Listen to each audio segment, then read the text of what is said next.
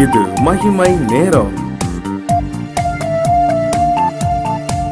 ஆண்டவரும் உலக ரட்சகருமாயிருக்கிற இயேசுவின் நாமத்தில் என் அன்பின் வாழ்த்துக்கள். மகிமை நேர நிகழ்ச்சியை பார்த்து கொண்டிருக்கும் உங்களை யாவருக்கும் அன்பின் வாழ்த்துக்கள். சுகமாயிருப்பீர்கள் என்று நம்புகிறேன்.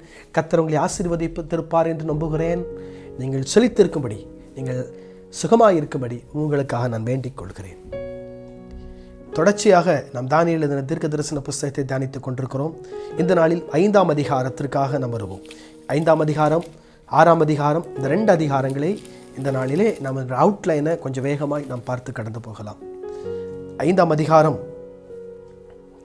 இதில் நாம் பார்த்தோம் என்று சொன்னால், இங்கே பெல்ஷத்சார் என்னும் ராஜா ஒருவன் வருகிறான். பெல்ஷத்சார் ராஜா என்னும் ராஜா வருகிறான். இவன் 1000 பேருக்கு பெரிய விருந்து பண்ணுகிறான். 1000 பேருக்கு பெரிய விருந்து பண்ணுகிறான். இந்த விருந்தில் திராட்சரசம் குடிக்கும்படி நேபுகாத்நேச்சார் எருசலேம் தேவாலயத்திலே வைத்திருக்கிற பரிசுத்த பாத்திரங்களை அவன் கொண்டு வந்து பாபிலோனில் வைத்தான் என்று சொல்லி வசனம் சொல்லுகிறது. அதை எடுத்து வரும்படி, அதை கொண்டு வரும்படி இங்க பெல்ஷத்சார் கட்டளை எடுக்கிறான். இங்க கட்டளையிட்டு யாரெல்லாம் குடிக்க சொல்லி சொல்றானா, பொன் வெள்ளி பாத்திரங்களில் ராஜாவாகிய தானும் தன் பிரபுக்களும் தன் மனைவிகளும் தன் வைப்பாட்டிகளும் குடிப்பதற்காக அவைகளை கொண்டு வரும்படி கட்டளையிட்டான். இங்க பாருங்க, கொண்டு வரும்படி கட்டளையிடுறான். அவங்க கொண்டு வந்துட்டாங்க. கொண்டு வந்து அப்பொழுது 3ஆம் வசனம் சொல்லுது, அப்பொழுது எருசலேமில் உள்ள தேவனுடைய வீடாகி ஆலயத்திலிருந்து எடுக்கப்பட்ட பொற்பாத்திரங்களை கொண்டு வந்தார்கள். அவைகளின் ராஜாவும் அவனுடைய பிரபுக்களும் அவனுடைய மனைவிகளும் அவனுடைய வைப்பாட்டிகளும் குடித்தார்கள். அவர்கள் திராட்சரசம் குடித்து பொன்னும் வெள்ளியும் வெண்கலும் ஆகிய இரும்பும் மரமும் ஆகிய கல்லும் ஆகிய தேவர்களை புகழ்ந்தார்கள். இவங்க திராட்சரசம் குடிச்சுக்கிட்டே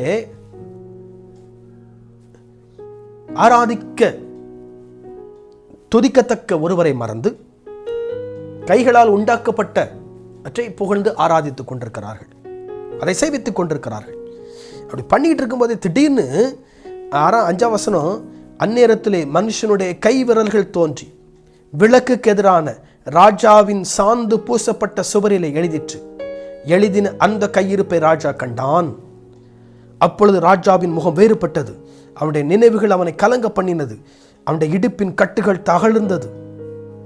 அவனுடைய முழங்கால்கள் ஒன்றோடொன்று மோதிக்கொண்டு ராஜா உரத்த சத்தமிட்டு ஜோஷியரையும் கல்தையரையும் குறிசொல்லுகரையும் உள்ளே அழைத்து வரும்படி சொன்னான். ராஜா பாபிலோன் ஞானிகளை நோக்கி, இந்த எழுத்தை வாசித்து இதன் அர்த்தத்தை எனக்கு வெளிப்படுத்துகிறவரும் அவன் இரத்தாம்பரமும் கழுத்திலே பொற்சரப்பணியும் தரிக்கப்பட்டு ராஜ்யத்திலே 3ஆம் அதிபதியாய் இருப்பான் என்று சொன்னான். அப்பொழுது ராஜாவின் ஞானிகள் எல்லாரும் வந்து சேர்ந்தார்கள். ஆகிலும் அவர்கள் அந்த எழுத்தையும் வாசிக்கவும் அதன் அர்த்தத்தை ராஜாவுக்கும் தெரிவிக்க கூடாது இருந்தது.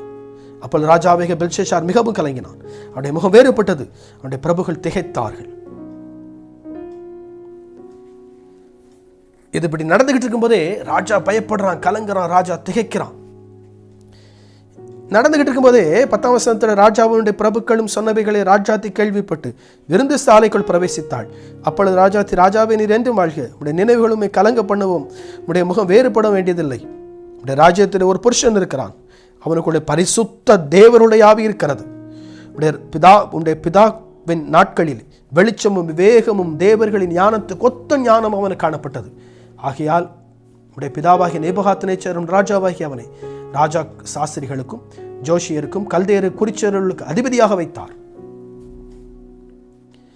இப்ப நீர் அவரை கூப்பிடும், அவர் சொப்பனத்தையும் அதன் அர்த்தத்தையும் சொல்லுவார். அர்த்தத்தை சொல்வார். கூப்பிடும், அந்த மன்னிக்க வேண்டாம், அந்த எழுத்தையும் அதன் அர்த்தத்தையும் சொல்வார். உள்ள வந்தாச்சு.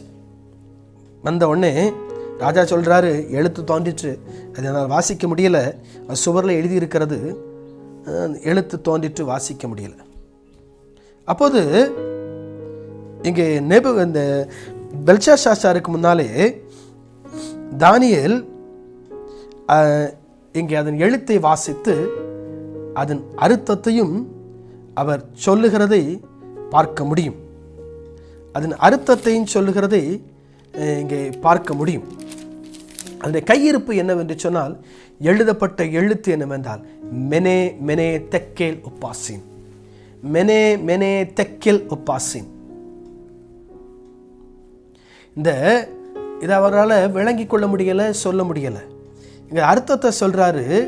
இந்த வசனத்தின் அர்த்தமாவது, மெனே என்பதற்கு தேவன் உன் ராஜ்யத்தை மண்டியிட்டு அதற்கு முடிவு உண்டாக்கினார் என்றும், தெக்கேல் என்பதற்கு நீ திராசில் நிறுக்கப்பட்டு குறைய காணப்பட்டாய் என்றும், பிரேஸ் என்பதற்கு உன் ராஜ்யம் பிரிக்கப்பட்டு மேதியருக்கும் பெர்சியருக்கும் கொடுக்கப்பட்டு என்று அர்த்தமாம்.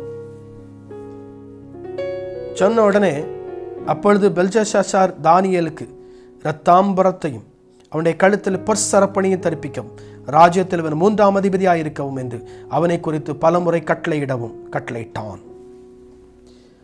இங்க பாருங்க, சொல்றான், அடிச்சு எல்லாருக்கும் சொல்லிரு, தானியேல் ராஜ்யத்தில் 3ஆவது அதிபதி. அன்று ராத்திரியே பெல்ஷாத்சார் கொலை செய்யப்பட்டார். சொப்பனத்தை மறுத்து அதனுடைய கையிருப்பை எழுதின அந்த கையிருப்பை, மெனே மெனே தெக்கேல் உப்பாசின் என்கிற கையிருப்பை இவன் வாசித்து அதன் அர்த்தத்தை சொல்லுங்க. இதுதான் அர்த்தம், நம்முடைய ராஜ்யபாரம் முடிந்து விட்டது.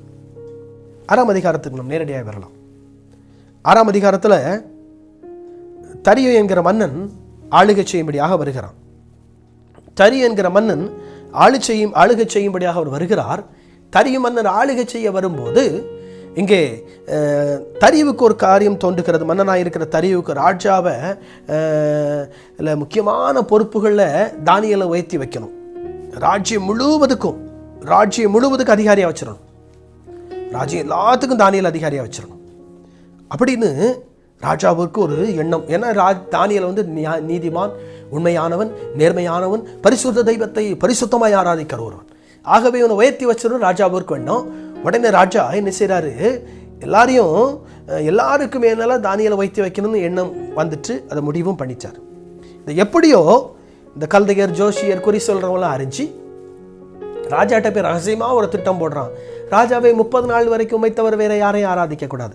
30 நாள் ராஜாவாகி உம்மை தான் ஆராதிக்கணும், வேற எந்த தெய்வத்தையும் ஆராதிக்க கூடாது. வேற எந்த தெய்வத்தையாவது ஆராதித்தால் அவனை சிங்கத்தின் கவியில போடணும். இன்னும் தெரியும், தானியேல் தன்னுடைய தெய்வத்தை கண்டிப்பா ஆராதிப்பான், தன்னுடைய தெய்வத்தை கண்டிப்பா தொழுது கொள்வான். ஏன்னா அவன் மேல சாட்டப்படுகிற ஒரே குற்றம் அதுதான், தன் தெய்வத்தை ஆராதிக்கிறான், தன் தெய்வத்தை தொழுது கொள்ளுகிறான். அந்த 30 நாள் வரைக்கும் ராஜாவாகி உம்மை தவிர வேற யாரையும் ஆராதிக்க கூடாது.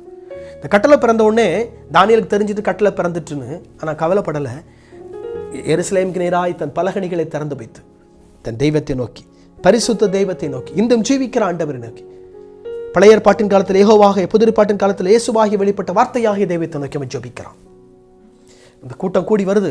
ராஜாவை தானியேல் ஜெபிக்கிறான். சிங்கத்தின் கபியில கூட ராஜா காப்பாற்றுவதற்கு முயற்சி பண்ணுகிறார். வேதத்தில் வாசித்தா தெரியும், காப்பாற்றுவதற்கு முயற்சி பண்ணுகிறார். காப்பாற்ற முடியல. ஏன்னா கட்டளை வச்சுட்டார், மேதியருக்கும் பெர்சியருக்கும் மாறாத பிரமாணத்தின்படி கையெழுத்தாகி விட்டது. கட்டளை வச்சுட்டார். தானியேலை சிங்கத்தின் கபியில போட்டுட்டு சொல்றாரு, அப்பொழுது ராஜா கட்டளையிட தானியேலை கொண்டு வந்து அவனை சிங்கங்களின் கபியிலே போட்டார்கள். ராஜா தானியேலை நோக்கி, நீ இடைவிடாமல் ஆராதிக்கிற உன் தேவன் உன்னை தப்புவிப்பார் என்றார். ராஜா சொல்லிட்டு போயிட்டார், சிங்கத்தின் கபியில போடுறப்போ உன் தேவன் உன்னை தப்பிப்பார், இடைவிடாமல் ஆராதிக்கிற தேவன் தப்புவிப்பார்.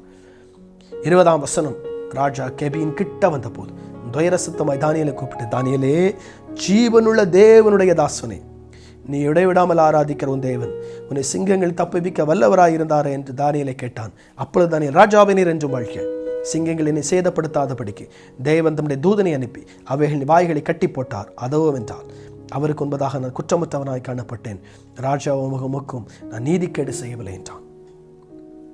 சொல்றான், ராஜாவே, நான் எந்த தப்பும் பண்ணலை, நீதிக்கேடு செய்யலை, சிங்கங்களை சேதப்படுத்தாதபடிக்கு நம்முடைய தூதனை அனுப்பி வாய்களை கட்டி போட்டார். இங்கே ராஜா சொல்றாரு, என் ராஜ்யத்தின் ஆளுகைக்குள்ள எங்கும் யாவருக்கும் தானியேல் தேவன் என்பதாக பயந்து நடக்க வேண்டும். அவரை ரட்சிக்கிறவர், அவரை தப்புவிக்கிறவர். நம்முடைய ஆண்டவர் நம்மை ரட்சிக்கிறவர், நம்மை தப்புவிக்கிறவர். தலைகள் தாழ்த்தி ஜெபிப்போம். அன்பின் ஆண்டவரே, நீர் எங்களை ரட்சிக்கிற ஆண்டவர், நீர் எங்களை தப்புவிக்கிற ஆண்டவராக இருக்கிறீர். அதற்காக உமக்கு ஸ்தோத்திரம். இப்படி மாறாத வல்லமையான மகத்துவமான கரம் தொடர்ந்து எங்களை ஆளுகை செய்யட்டும். இயேசு கிறிஸ்துவின் மாறாத நாமத்தில் ஜெபிக்கிறேன் பிதாவே. ஆமேன், ஆமேன்.